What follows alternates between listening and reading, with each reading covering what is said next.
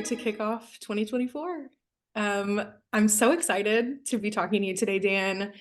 This is the year of the takeoff for your agency, isn't it? That's right. All right. Well, I have my own personal burning questions. My agents have also sent me some burning questions and lots of great talking points. I also have agents that are in other states or in other parts of Texas that reach out and just want to pick my brain sometimes. And so, what we have today, I think, will be for the masses. Lots of agents in similar situations all over every single state. Everyone's kind of dealing with some of the same stuff. So I think everything that we'll touch on will be really, really relevant to today's market. On a high level overview, what we'll talk about, some leadership and accountability things that you implement in your agency, recruiting, pivoting, and diversifying your book and your sales. And then, of course, we got to wrap it up with social media and brand awareness. So Dan, tell me the state of your agency right now. How big are you guys? And you're starting off into the new year. Your staff size. What's the latest with you guys? Sure. Well, first of all, Shelly, thank you so much for having me. It's always good to catch up with you. How many have we done so far? Like I three think or this is four your now, huh? fourth. Yeah. Yeah. Yep. And Don't go back and look at the other ones. I know, This will be right? the newest, the freshest. Hopefully we're getting better. But the first one you did was the first time I ever installed Zoom. So Yes, you were I'm very definitely proud to be a part of that moment. you're definitely ahead of the time with Yes. doing this things which hopefully the agents get something out of, and that's our what we're planning to do. But yeah, the agency, just to give you an update, um around a little under $20 million in a book of business. With farmers we have about a little under 16, and yeah, 20 staff members. We moved into a bigger office this last year, and we have room to grow. So we're still optimistic and very excited. It was a tough year for sure last year, but it was a good year to just, make sure we have things in line to be prepared to take off this year. So it was a lot of preparation, a lot of lessons learned, and yeah, we're ready. We're ready for a new year, fresh start. Yeah, congratulations on your office. It's beautiful. Obviously, I've seen the journey because you share it with us. So, very exciting times. Almost kind of like a fresh start in a new office feels so very exciting. I think we should probably kick it off, maybe addressing the elephant in the room. If you wanted to talk a little bit about your journey in 2023 and how that's pivoted you from kind of a overall processes, systems, how you inspect what you expect from your staff, all those things. So I'll let you kind of take the reins there and share a little bit of your story. Okay, sure. So yeah, let's start off with 2022. It was a great year for us. And the week before, because we moved into this new office in end of December, the week before we found out that Bristol West, which was about 30% of our production, of our book of business, we're shutting down for new business. We were writing about like 300,000 of that over that each month, and that was shutting down.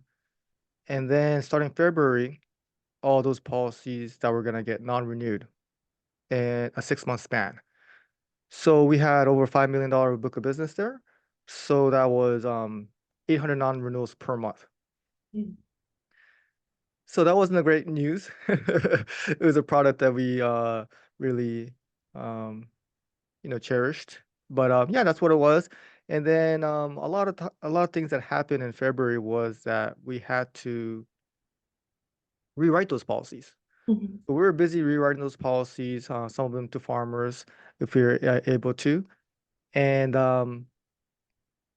in April, I believe, we got the call that no agents want to have. Okay, so it's a call that you know, we're getting investigated, that we're it's an audit. So we waited, and our binding authority was suspended as well. Mhm. So even during that time, it's a difficult market as it is, underwriting restrictions and things like that, as the market was really hardening. But March was a great month because we rolled 750,000. It was our best month ever. And then that happened in April.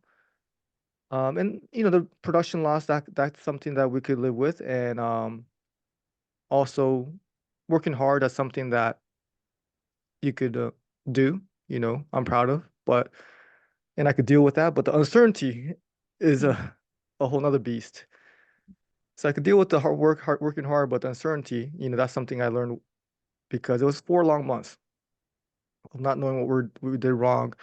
We just looked over all our processes, see what was missing, see what we're doing wrong, what could it be, you know, it, I feel like my staff members have a good, character and ethics. So I was really confused, but really trying to get into them to tell me what they could be doing wrong so we could get ahead of it and fix things before, it could be something that we continue to do. But there was, underwriting suspension, binding authority suspension. So which was a good thing because now everything was going through underwriting, getting reviewed before we could bind. Even an email change or mortgagee change has to be reviewed by underwriting. So everything was being reviewed. So I thought it was a good thing. And that experience was actually a positive one because we learned the processes and a lot of those processes we still continue to have these days amongst ourselves. So yeah, we had the interview with the auditor. Unfortunately, the punishment was a lot more severe than I thought it would be. So I'm still with you guys here. So I'm thankful for that. Um, but yeah, 6 of my top agents, commercial agents, were terminated, and 11 years with me, 6 years with me, 7 years with me, 8 years with me, all the ones that have been there the longest. Um, were terminated, and these are people that I've been to their weddings and baby showers and family members' funerals and stuff like that. It was a really difficult situation, um, but something that we have to move on from, and that's hence some of the reasons that I had to really step it up on the recruiting side. And yeah, other than that, another set of agents. One of them got a different job at a different agency, and took 4 other of my staff members with her within a month. That was right after that. And then, the MBA, the New Business Accelerator going away, that was a big financial hit for us because, that was $50,000 worth of revenue. I hope they keep it for you guys over there. While not having it here is definitely a tough one. And there's probably other things, but I'm not here to complain. I'm here to just share my story. But from there on, I just really understood the importance of compliance. Yeah, Even though we weren't manipulating rates, we were we weren't accurate, and that's something that now we have a compliance manager. Okay, so she is kind of like account writing, where we kind of have to have somebody review them, pre-bind and post-bind, and we have things in place such as the biggest thing to change employees' behaviors to change compensation. So if anything's wrong on the application, it's bound. We're not paying commission on that. Okay. So every single picture, every single signature, everything is very clean now. And I can sleep so much better at night knowing that I have somebody, not just somebody, but another person, just more eyes, because my focus, Shelly, was way too much on production. It was like, let's just sell, let's produce. But we have to have more attention on compliance. And that is the biggest lesson we learned. And now that we have those systems in place, took a long time to build that system. Um, but now that we have the right people in place, I really feel like we're ready to build from there. But I do feel like that's the foundation of an agency, to have a lot of that set up first, and that way you could grow from there. absolutely. I appreciate you sharing your story. And of course, I followed your journey last year and my agents did as well. And so very happy to be talking with you today. Thank you for filling us in on what happened. And I'm excited to talk about 2024. I think you would Yeah, agree. yeah. Okay, very good. So let's start out with something that I'm not sure that you've really ever talked about before.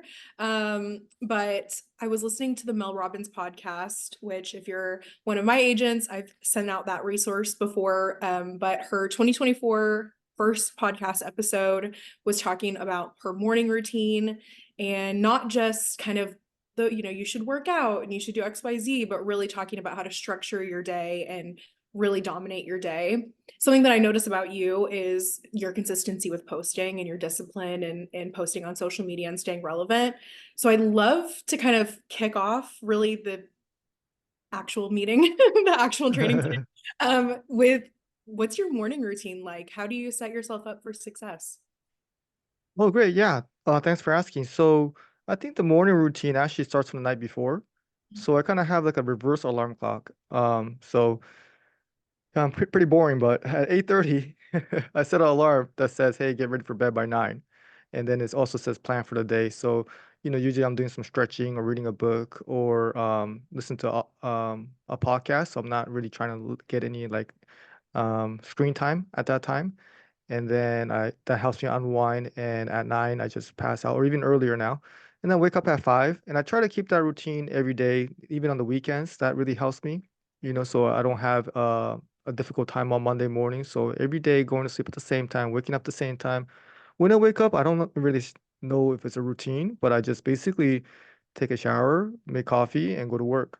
So, and I get to work as soon as possible. The one thing that did change was earlier last year, I would go to work and then I actually work out first thing before working. So I changed that because I felt like that took a lot of energy. And when you wake up, that's when you have the most discipline. I like to just take care of the most difficult things first. And when I get there early enough, there's no staff members asking you questions or there's no customers calling you. And I'm in a very quiet place. And the things that I plan for the day before, I'm able to do the deep work for a good 2 hours. And that is really the most important time of the day as far as what I get done, or if I strategize, or if I come up with a good idea. So those 2 hours are really important to me. And then afterwards, employees start coming in, uh, 8 to 10. I still work with them, and then I kind of look at my gym, which I go every day, as like my break time. Mhm. So I feel like that's like a break. So that is something that changed. It's not crazy, I don't do any like ice baths or, you know, meditation or anything like that. I That'll be just the really day. yeah. I hear it's great, but Yeah, really what I'm trying to do is just try to get to work as soon as possible. fair enough. I feel like the presence of you being there really sets a tone for the culture in your agency too, and shows the employees that you're very much present in the agency. So that's got to help with the culture too. Yeah. Yeah, hopefully I could show that I'm always the first one here. Now I'm not the last one to leave anymore. But I'm definitely the first one here. Well, I feel like you held that title for many, many years. So I guess Yeah. I can pass that one along.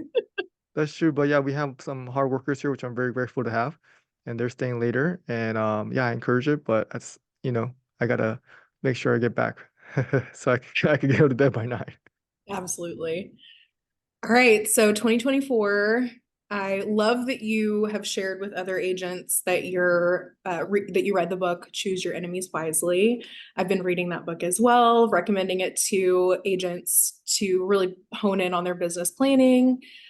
I want to talk a little bit about that. How important is it for you to plan out your year? Do you do it quarterly, monthly goals? What makes sense for you, and how much time do you usually commit to planning out those goals for yourself? Yeah, at the end of the year, it is a good time to spend a lot of time thinking about it. I think quarterly things change pretty frequently, so you might have to adjust.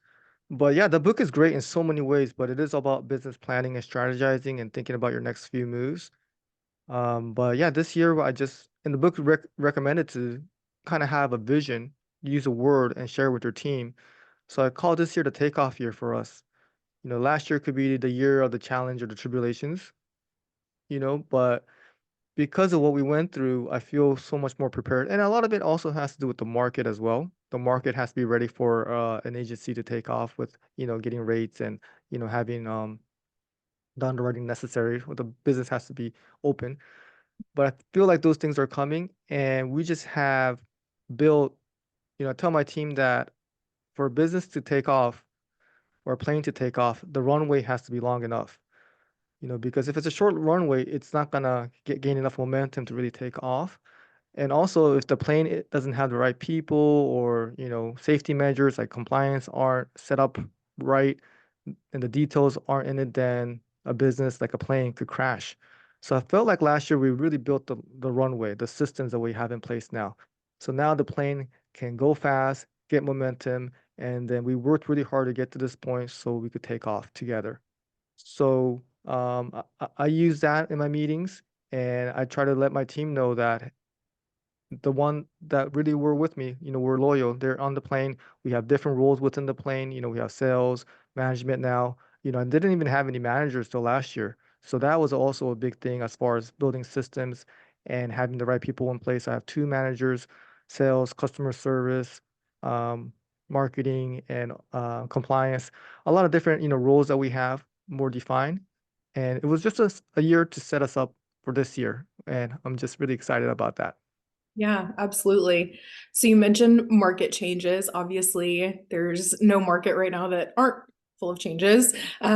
So one of the biggest questions leading into leadership and accountability with your team and in your agency, I think the biggest question to start is how do you overcome the mental block with receiving all the change in the industry and continuing to kind of move forward in your leadership with your team?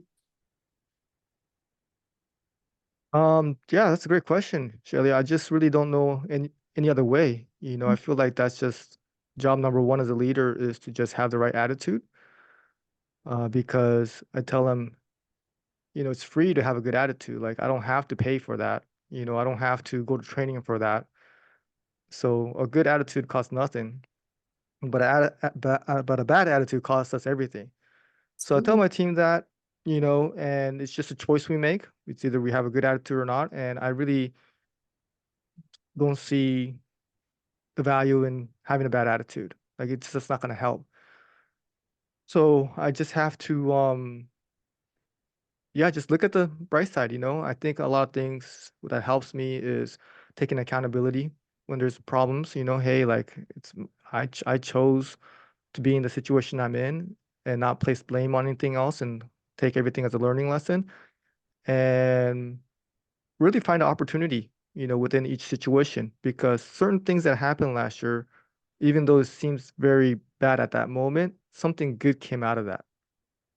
So in every challenge, there's an opportunity. So we just have to look for that. Sometimes it's hard to find it. Like, how can I find a good in this situation? But you can if you look hard enough. So just always looking at the solution of the opportunity instead of the problem, I think is a great way. And I feel like some of the best ideas that came out of last year was when at my darkest moments because that's when your back is against the wall and you're like, what do I have to do now? And that's the moments where you have to get the most creative and most resourceful, and you come up with ideas that changes your business forever. And it actually makes you work even harder than you have to because of the situation is so difficult. So it ends up making you work harder and smarter. So in a lot of ways, I'm appreciative of what happened last year because it just made me a more resilient leader as far as just mental stability and just having the right mindset. Now I feel like, hey, in the future, if something difficult happens, I'll still be able to stay positive. I'll still be able to have the right attitude and have the right work ethic to lead a team. So it makes me a little bit more confident as far as future challenges because one thing for sure is that they're going to continue to come. Yeah, that's for sure. And change and all the things. So yeah, I agree with that for sure. One of my favorite things that you film for us is all your meetings, well, not all probably, but a good chunk of your meetings with your team. I really appreciate the kind of foundation, the routine, the consistent things that you cover with your team. I think it gives them something to look forward to. They know it's coming every month. They know how big of a deal it is in the agency. Working with agents for as long as I have, I know how important recognition is. And so I love that you do that in your agency.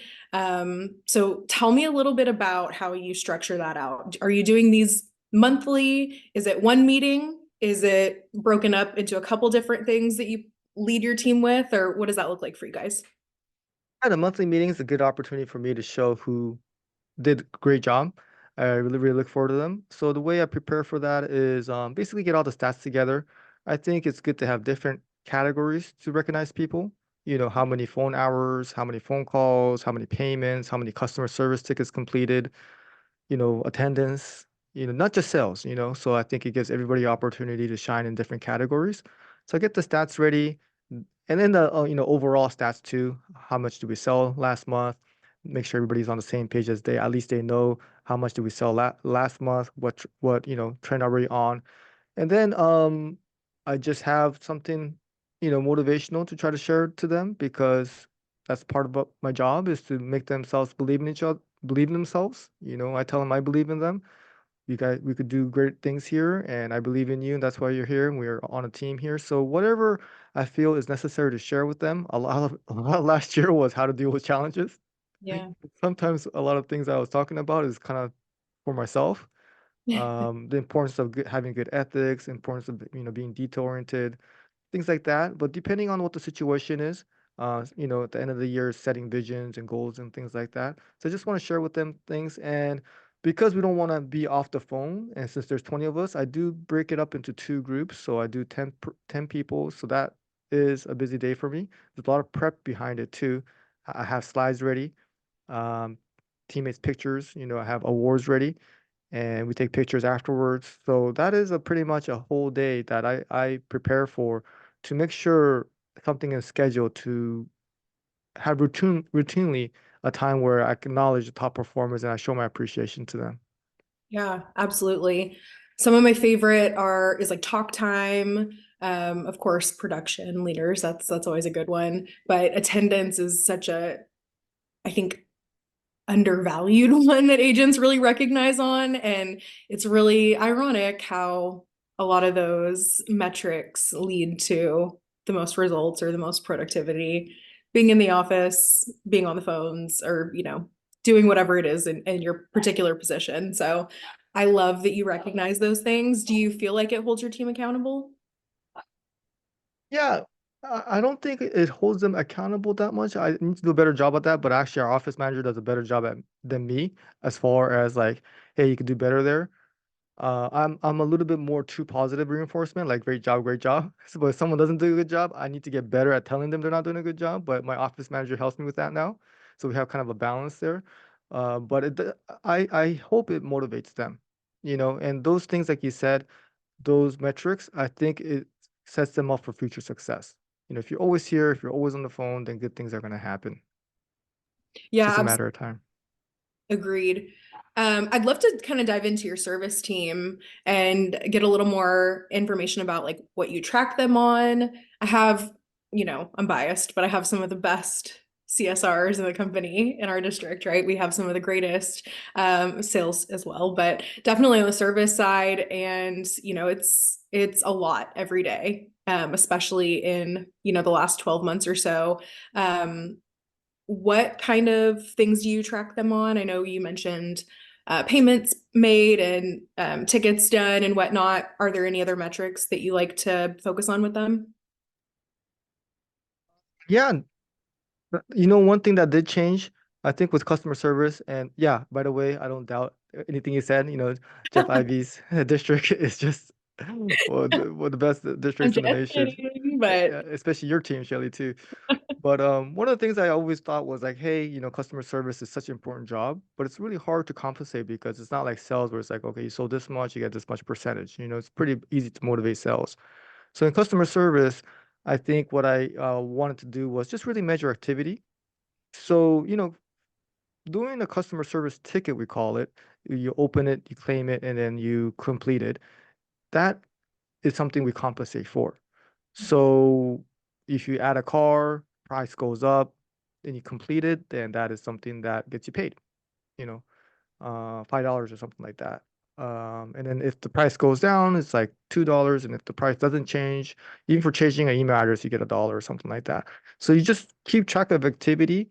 That way, they're all going over coverages, making changes, even for something simple. You just are a lot more thorough. And if you make changes, so just by picking up calls, making changes, if you make 2 changes an hour, that's already bumping up your pay.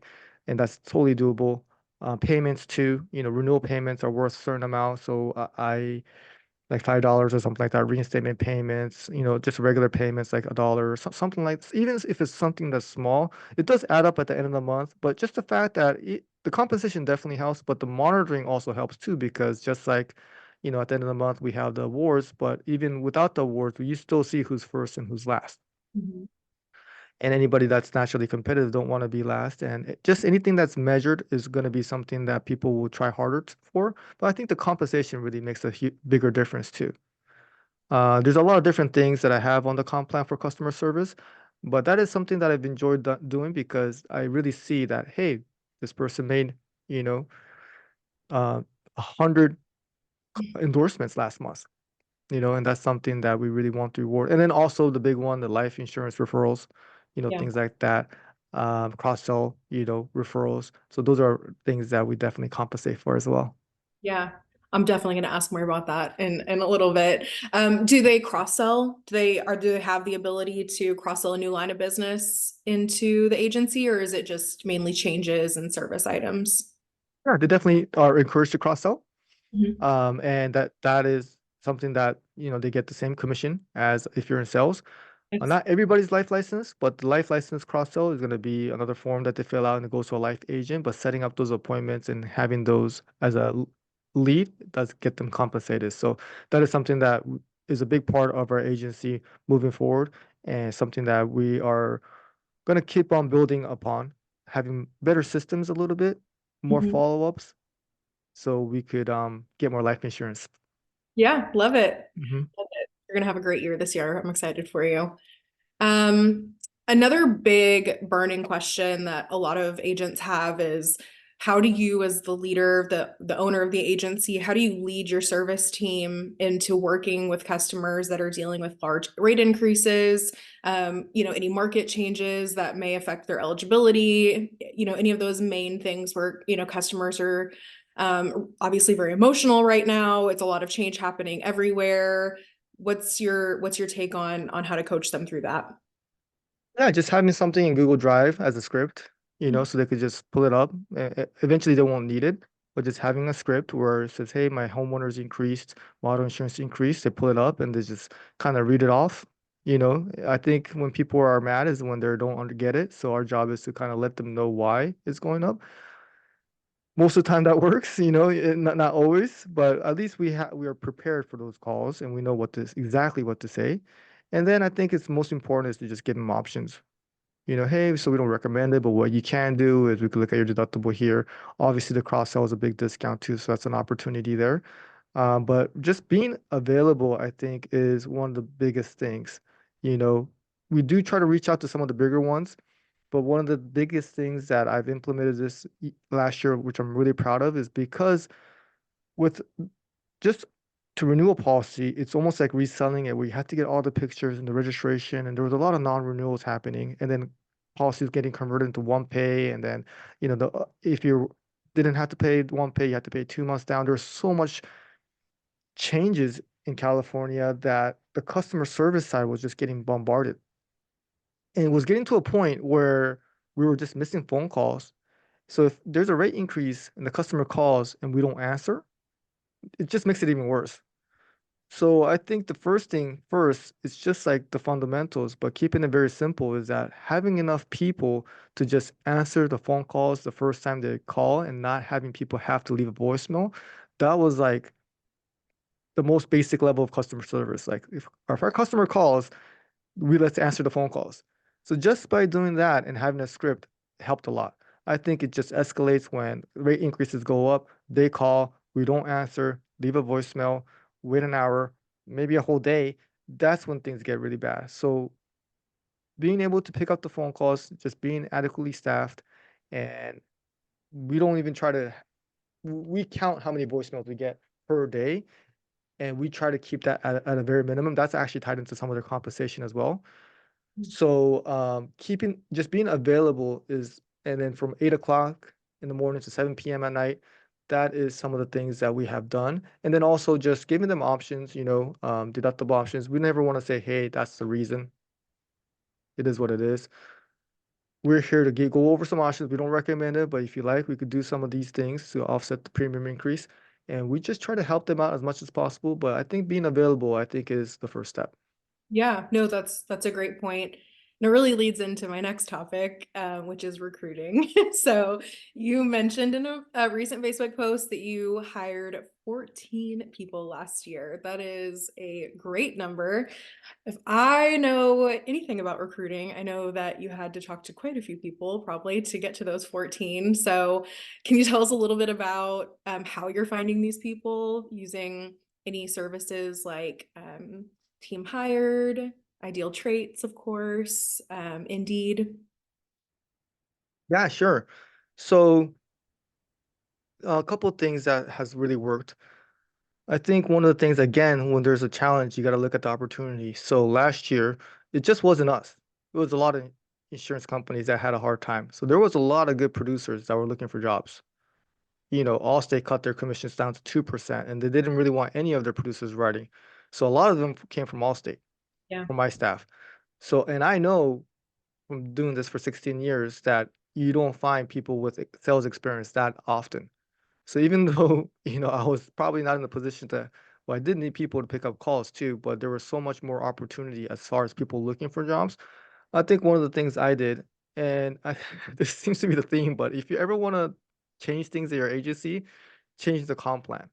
So what Yeah. I did is if you refer somebody and they get hired, you either get a raise or a percentage, half percentage higher on your commission percentage.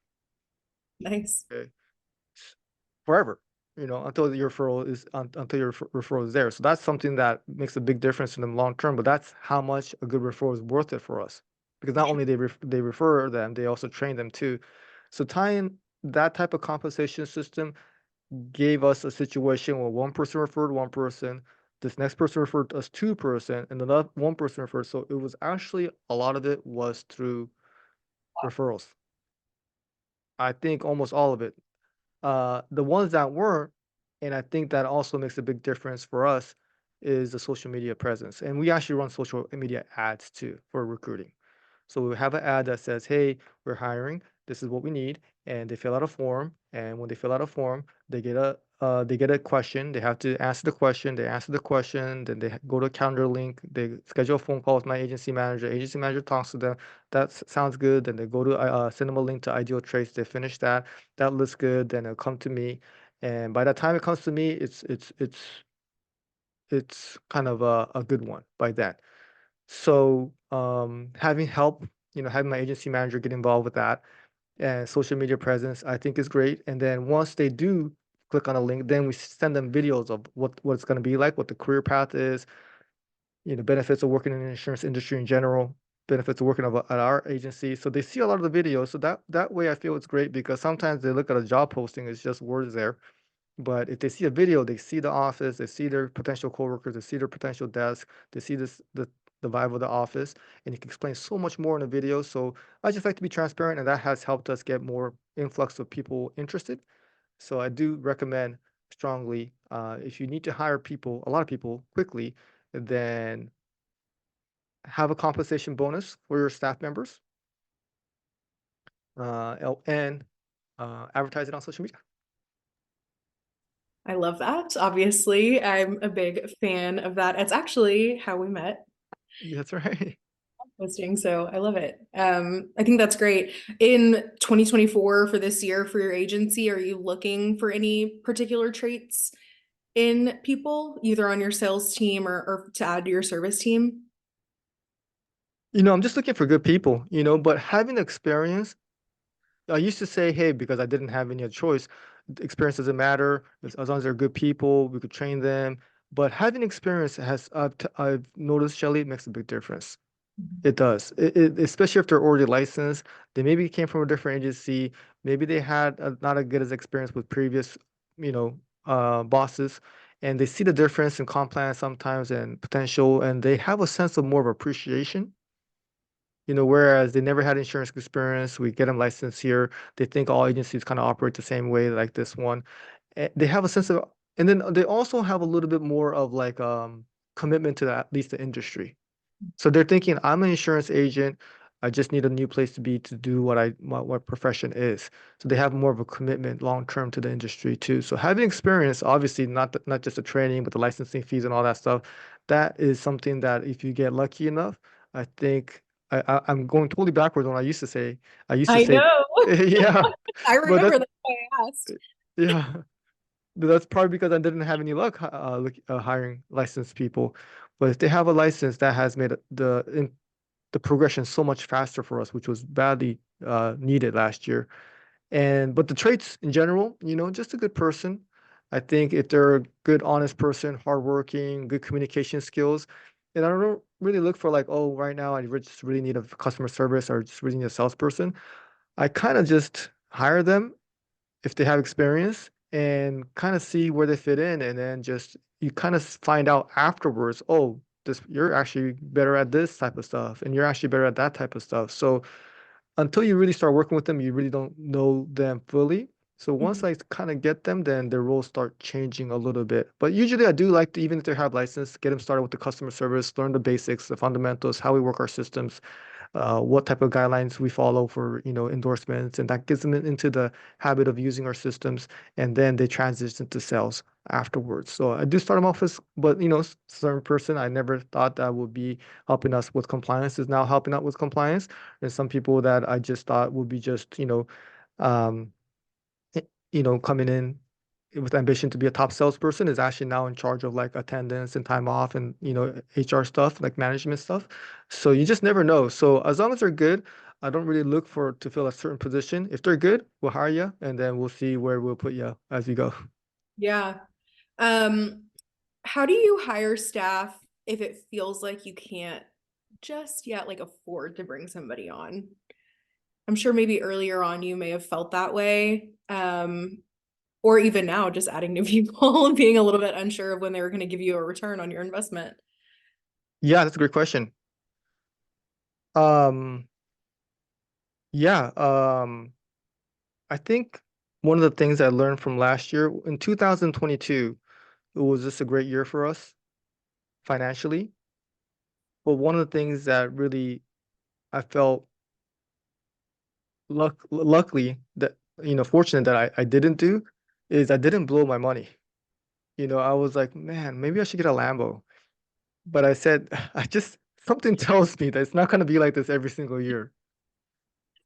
So not spending money and having money saved up, that made last year so much better than what it could have been if I also didn't have the cushion of having bad months, of not knowing what's going to happen. So having money saved up is such a important thing for us agency owners because that actually puts us in a position where some months you can't find anybody for 3 months, and one month you find three people all at once, and you're just like, ooh, I can't afford it, but you're actually in that position. So I try not to put myself in the position where I say I can't afford it because if someone good comes along, that person may only be looking for a new job once every 10 years. That could be the moment that was meant to be that you had the chance to hire that person and you couldn't because you couldn't afford it. So I try not to put myself in a situation, but even if you were in that situation, I would just you know, fig figure out a way. I think not spending your money when things are good, I think is important. That's a lesson that I learned. So next time, the agency does really well, we're selling record-breaking numbers, I'm gonna do the same thing. I'm not gonna, maybe I'll treat myself some, I have some vision boards, so I have some stuff that I want, but I still feel that was a good learning experience. And that's what I want to share with everybody is that when things are good, it's not time to be greedy. When things are going good, I think that's when it's time to be a little bit more careful. Okay, let me make sure my compliance is in point. Let me make sure I have enough money saved up because there's going to be a rainy day. And rainy days also has different opportunities too, like lead costs going down, good producers being available, and then be a little bit more aggressive in spending your money and making investments when other places may not be able to. So but I'm not sure if that answers your question. But if you're in a situation where you feel like you can't afford a producer, I, I just I just say, just kind of go with your gut because it's impossible to calculate a good A player's ROI. It's just there's so many variables. It's like, okay, well, are they going to refer somebody, another superstar that they know? Are they going to, do a great job in not only sales but customer service? Are they completely going to change the work ethic level of your agency? It's like invaluable how an A player, like just like you do for the district, it's like you can't measure that. Sometimes it's like priceless. So I just don't want anybody to say I can't afford it and miss out on that opportunity if they run into somebody that could be a game changer. And maybe they may not, but that's the gamble we take. And that gamble is worth it because if you're wrong, you just cut your losses early. Because sometimes you do know. But when a superstar, you find one, you kind of know early on too that they're going to be a superstar, and you want to really be ready for that opportunity. Yeah, I appreciate you saying that, but I feel like there's a lot of metrics that you'd probably at least try to look out for. I mean, you're so in the agency and so observant that you're right. You would cut your losses very early if you notice that this person is not going to get it. They're not going to meet these standards. Do you have any kind of standards that you look out for to see if someone's going to be good on the service side or the sales side? That could be from like activity standards in the agency. Obviously, attitude and mindset are probably the biggest, and being coachable, but anything from like an activity level that other agents can maybe leverage when they're working with someone. Because we like to do like a 90-day probationary period typically for all the new hires. So that's usually the most important measurement period. I always like to think back when I started an agency. I started as a telemarketer it was part-time for an agent. And my first day cold calling, I said, I cannot believe I can't believe I always admit this because it's so embarrassing, but I said, hey, hi, this is Shelly with State Farm. I mean farmers. And thankfully the guy was so nice and stuff. But if my boss would have fired me because I made that huge mistake, I did get the quote form though. So I think it was kind of a win, but whatever. But I think back, like if that was the first thing, they're like, okay, this girl's not going to work out, I wouldn't be here today, right? So, there's always some grace that you have with new hires, but any standards you're looking for maybe in that first 90 days or whatever that window looks like for you? Yeah, wow, Shelly, you really came a long ways. Thank you. I do remember the company I work for now, 9 years. Yeah, you don't make that mistake anymore. Never. No, yeah, I think it's because we have a good sense of attitude and communication skills before we hire them. I think the one thing that we kind of look out for early on is something that they can't really control, but it's actually like their learning ability. Mm. So if they make a mistake and say, "Oh, thank you for, hey, this is Shelly from State Farm," and then, "Oh no, I'm sorry, farmers." It's like, okay, yeah, you said, we're farmers, okay. Next call, okay, they do it again, okay, and then they're like, "Oh, okay," and then the next day, or a few days later, they do it again. It's like we run into that. The nicest people that are hard workers, never miss days, but just the learning ability was not as sharp. And I feel this business, you have to have the people skills, but you do kind of have to have the book smarts too to get to the higher levels. So I think we do a pretty good job of understanding who's a good person and who has good communication skills, but we never really know if they're like not coachable, but they're coachable, but if I hate to say it, but smart or not. Mm. So that's really kind of where we're like, oh, okay, now this person, now we even see, wow, she or he is a fast learner. Then it's like, okay, that was the only thing we didn't really know, how fast of a learner they are. So if that is kind of an issue there, we could still work with them, but then our excitement level has kind of gone down because we kind of know, they could still go a far way, but to be a superstar, I feel like both things have to align, the street smart and the book smart. Yeah, absolutely. I would agree. What kind of onboarding training do you guys use? Do you use a certain platform to help with any onboarding coaching, or is it really just hands-on in the agency? Yeah, we love the platforms that we have, but I think the bulk of it does come from just shadowing and hands-on, you know, just training. So everyone who's hired gets sit next to somebody less than 6 feet away. So thank God COVID is over, but we just sit very close to each other and we just work right like this. So if they make a mistake, we could just say it. If they have a question, they just turn around. And that, one-on-one mentoring is really what gets them off to the right start. So that way, there's any questions, they have somebody to turn to right away. And if not, there's another person across the cubicle. And just being available with a team that is out there looking out for that person is kind of how we have it set up. And we have some people that are really good at training too. And those are the people that kind of we really value too. So, like I said, you never know. Some people you hire them and they end up being, not great at sales, but great at training, you know, n- and just you never know. But training is also something that we really value because I used to do a lot of that, and that is something that I've been able to hands off. And this year, what I'm trying to do more is also the management too. So, but yeah, that's the onboarding, really one-on-one Yeah, I love it. mentorship. That's great. All right. So I saw a comment that you made about kind of how you were going to diversify your production this year and really make a focus on commercial life and of course personal lines. So let's dive into pivoting and diversifying your sales.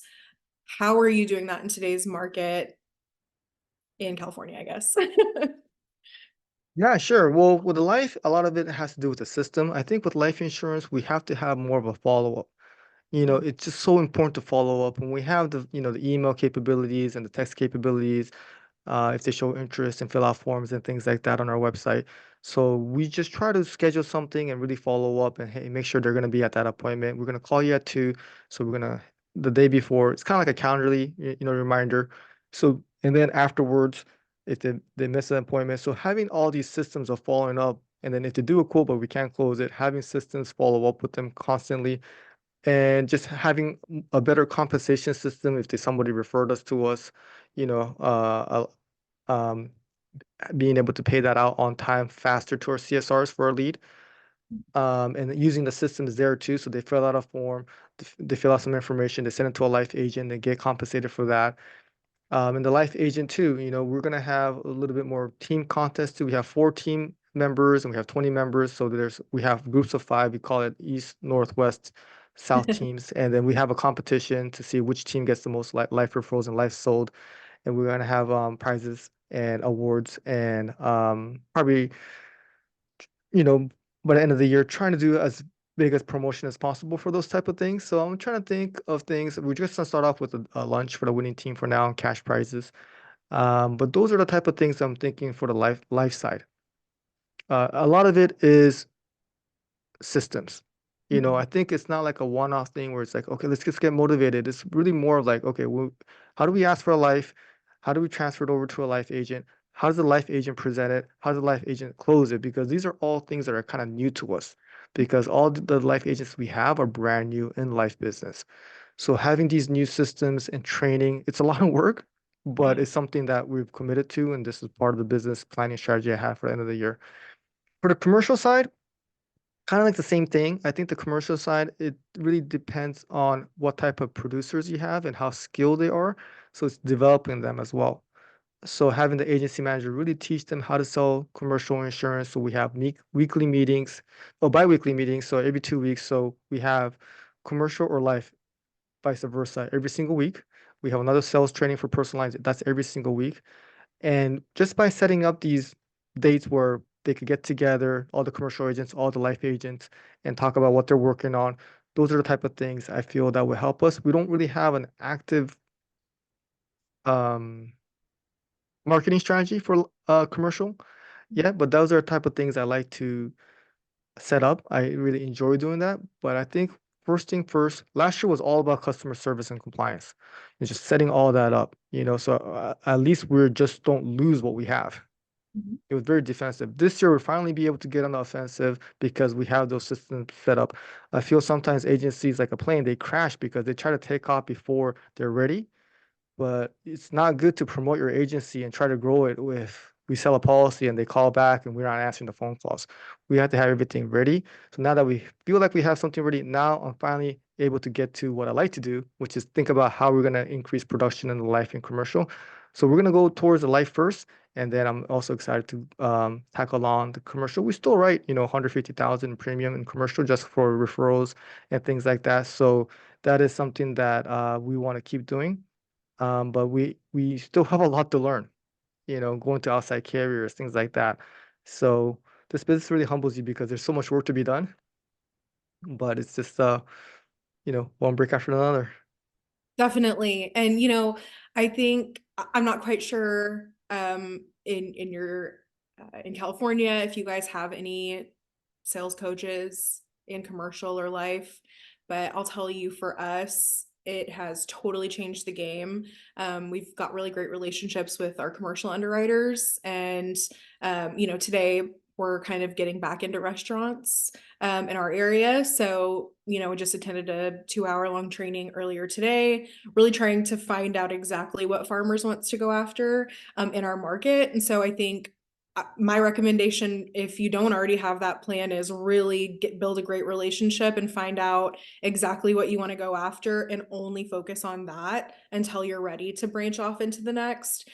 Because I feel like a lot of the times on commercial, if you're not a commercial only agent, you get requests for commercial, but maybe it doesn't fit our appetite. 99% of the time, I feel like it doesn't fit our appetite. It's not something we can write, and agents freaking out trying to get appointed, way outside. If there's nothing through Craft Lake, of course, and all these other things. And so that's why I always recommend really trying to narrow down exactly what you want. And we have a great advantage with really wonderful commercial underwriters that are assigned, to each area. But really our life specialists too have been a game changer for us. So I even have one that is remote, and she'll send me recommendations for agents to go after, cross-selling in the book, reinstating some policies or maybe adding new ones. So they're really great resources to help you achieve that count number. And I think that was my other question for you on, life and commercial. Do you have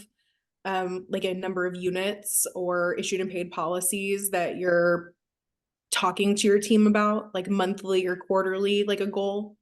Yeah, well, the variable, and thank you for that recommendation. I totally agree with that too. The life support that we get is great. Yeah. The commercial side, I do agree with you. I think it's so much better to focus on one niche and really, and that's what I really like to do, is just have something that's repeatable and scalable. Instead of just being open for everything and every single thing that comes in, you're like, well, what do I do now? And that's not a way to scale an operation. So that was great advice you gave to me and to everybody. And I reach out to my commercial specialist too to start game planning for that, because once you find something, one of the things I love to do is really go after that market and find a way to kind of penetrate and market to that, group. But yeah, the goal wise, with the variable comp, we have to write 20 business and 18 business and life combined per quarter. So I just want to be safe, and I know we're gonna get some business policies. We're gonna get, we're probably gonna get on average like, at least 10 a quarter, not by even trying. But we don't want to rely on that. So we want to get at least 20 life policies a quarter. Love it. That's so doable for you, Dan. That's so Yeah. doable. Have you heard of Thank you, Shelly. layering and blending strategies with life insurance? Um, I would recommend having someone like your life coach do a training on that in particular. There's some resources too in LifeNet, but it's a good way to really help your customer if they need two policies that equal the same face amount, but they're kind of term policies that can be layered with each other, that can be converted. We've got a great term policy that can be converted without a medical exam. That helps you with the policy count, but it also could help the customer to have a lower premium on the life insurance, but they'd have multiple policies. So really good strategies there to help you get more of the count that you're needing, but really being a better kind of, not a better, but a different sales approach to it too. So just an idea, but you can definitely do the 18. You got it. You guys have a great, I would love to look into your policy list and pull all recommendations for you. It'd be so fun. But No, that's great. I appreciate you sharing that with us and letting us know how you keep that number in front of your team and definitely helps them continue to ask so they can help. Yeah. No, and I haven't heard about that strategy, so I definitely look into that. Do you guys have the IUL? The We do new now. Hmm. Oh my Hmm. gosh. Okay, we'll talk about this offline. That's a moneymaker for sure. That is a wonderful policy. So really cool. And something that even I've got a lot of people that were independent or with other captive carriers that have come over to Farmers. I'm so lucky to work with them because the perspective that they give me on our policies, our underwriting turnaround time is a lot faster than a lot of other carriers. So it's really good perspective and yeah, so we've got good stuff there, but it'll be a great life insurance year for your agency, I can tell. And commercial, of course. Let's see. What data do you track for your ROI and your marketing sources? Yeah, I think one of the most important one is cost per acquisition. Mhm. So sometimes I think agents look at cost per lead, like how much am I getting per lead, but that's not really getting the big picture because you could get 100 leads for $1, but you may not sell any of them. So you really want to calculate how much am I spending per sale. Mhm. So that's one thing I really take a look at so I could kind of see how much it's costing me. And then I even want to look at, CAC, which I don't even know what it stands for, but that's the total amount you spend on one sale. So that's not even just how much you spend per lead, but that's actually how much you spend on the commission and the hourly pay for your producers. So I kind of figure out how much I'm spending there.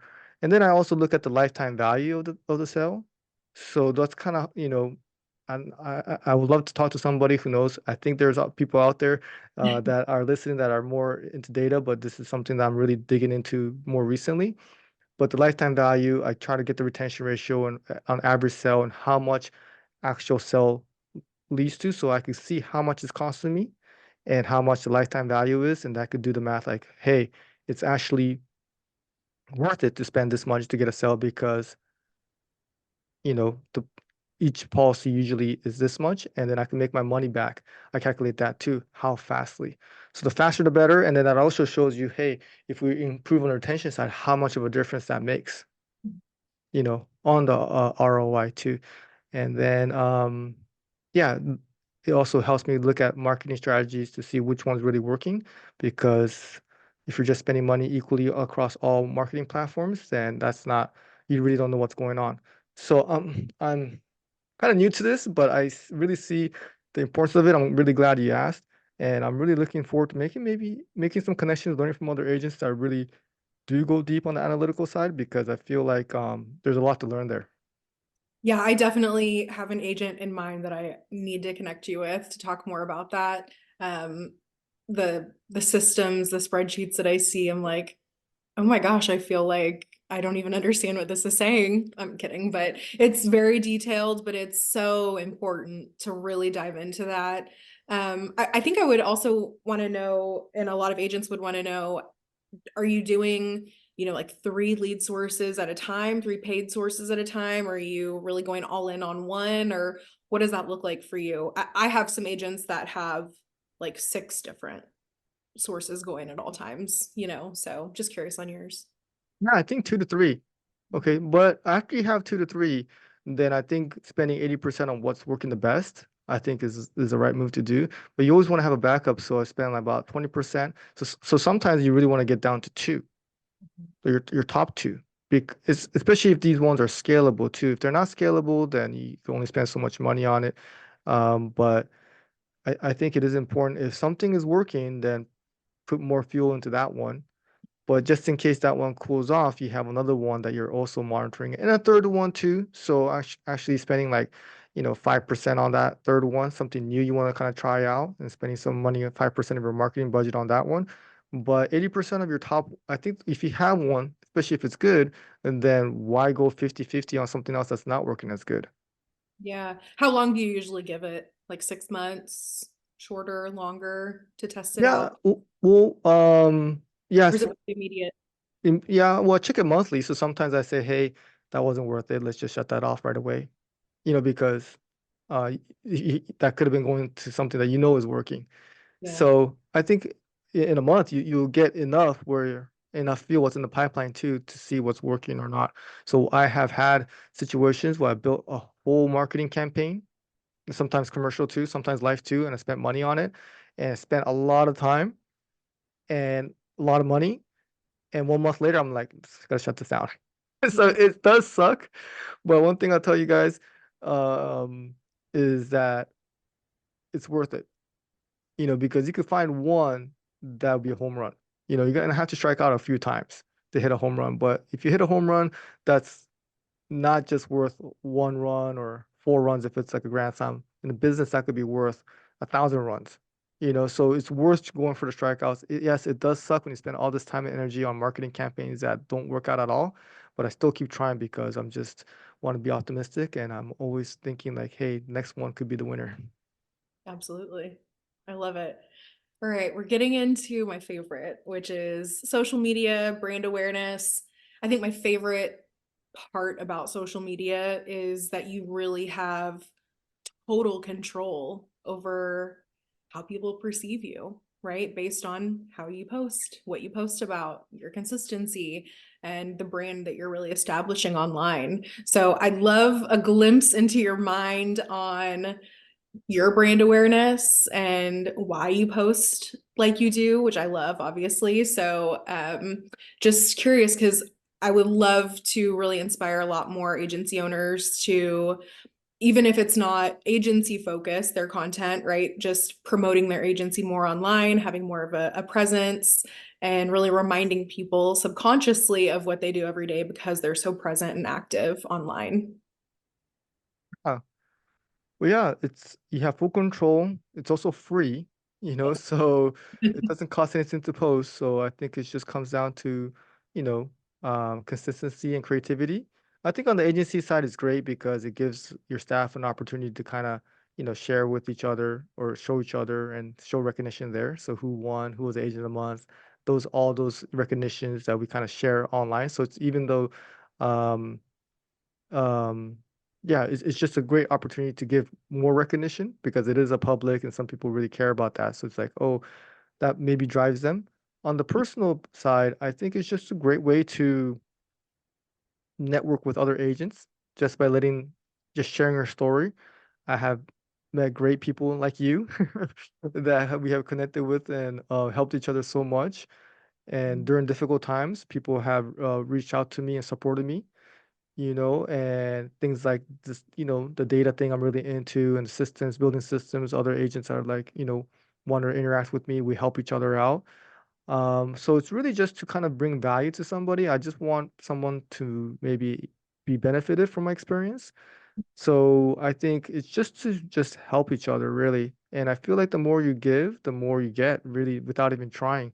So making connections is everything in this business.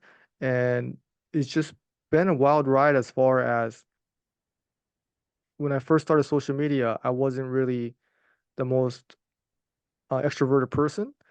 But I just said, hey, I have to do this because there's so much attention there that if I don't do it, I just become irrelevant. I just have to at least document what I'm going through. And I just never thought what it lead to, it led to. Mhm. And this is how many years ago now, Shelly? Wow, like 5 years ago when we It went to was, Dallas. oh yeah, it was like probably 4 years ago. It was a great meeting. We loved having you. Yeah, it was pre-COVID. I would never thought like a DM will fly me to their city and to talk, and that was just because I just was active on social media. Yeah. And it leads And you to said yes. So you're a little crazy there. You set yourself up. Now, endless favors I'll be asking of you. oh no, no, trust me, I've gotten a lot out of learning from your great agents there. I have some great friends in your guys' district from that meeting. So it's I just recommend it for all agents because in so many different ways, but in the most basic level, like nobody could really, in a business sense, like nobody could do business with you if nobody knows you. Yes. So just at least get like that's the first step of doing business is like letting people know what you do. And social media does a great job of helping us do that. Yeah, I also feel like for agents that don't know how to start or what to post about or I feel like you can manifest quite a bit with social media and how you post. So if I am working with an agent that doesn't really know how to start promoting life insurance, I will give them my newest blue life insurance, the folder that it comes in.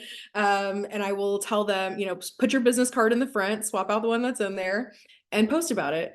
And who's going to know the difference? Who's going to know if you really just sold that life policy? If you're actually trying to market the product and you need something to start with, there are ways to get started, but not posting about it isn't going to help the situation, right? They have to know what you sell. And I even remember back when I started, people didn't even know that we sold auto insurance. They thought we only sold home. And so that's when I started taking the reins on social media in the agencies. And I'm like, no, no, no, we got to let people know everything that we do. We do literally everything. And I had a whole list of every product and everything that we could offer. And that's how we grew, right? Like people know about it. And when they think about the insurance or think about maybe switching careers or whatever it might be, you're going to be the first person that they think of and talk to. So it's like the best feeling ever when you finally get that lead coming in or someone responds to your story and you're like, yes, I've been waiting for this. But yeah, I agree.